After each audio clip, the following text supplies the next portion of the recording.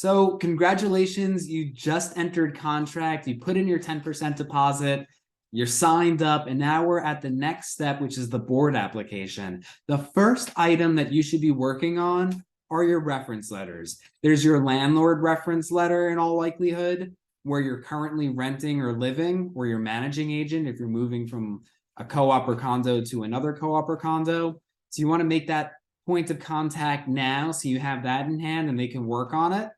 And then there's also your social and business references. If you're a single person, then you may be looking at 2 of these each, or maybe 3 each.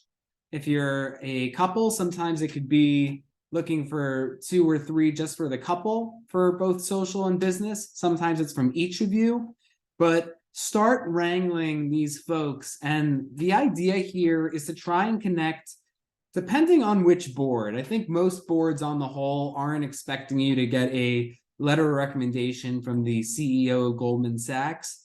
But I think the top tier referrals are probably going to be leaders within their industry, perhaps religious leaders. I think a great pocket is anyone that you know that currently lives in the building that can speak to you being a nice person, that could talk a little bit about your history of how you know each other. So that's the idea here behind the reference letters that you're going to obtain. I have a series of reference letters here that I usually send to folks, and it just includes some tips and some examples of what you should be looking for and what they should be including. So we'll just go through some of those here. Okay, that source of recommendation, which is important. Okay, it can't be your relative, unfortunately. Uncle Jimmy isn't going to pass muster with the board. Okay, you want them to be a little bit longer in length and, of course, free of grammar and typos. So here I have several pages worth of samples that should be able to throw off some inspiration.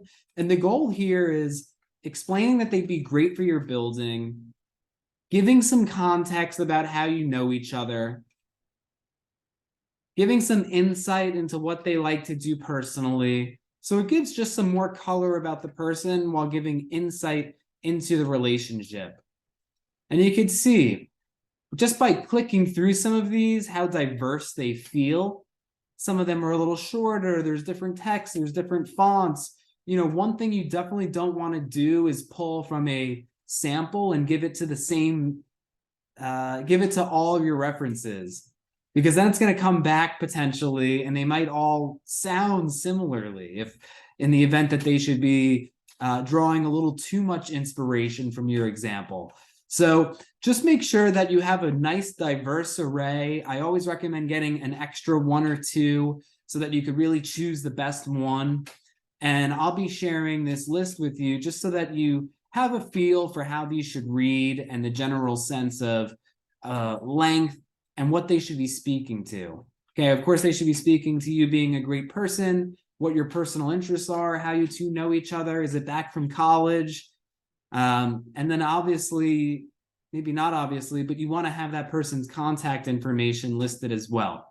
So there's some insights into the references that you should be obtaining.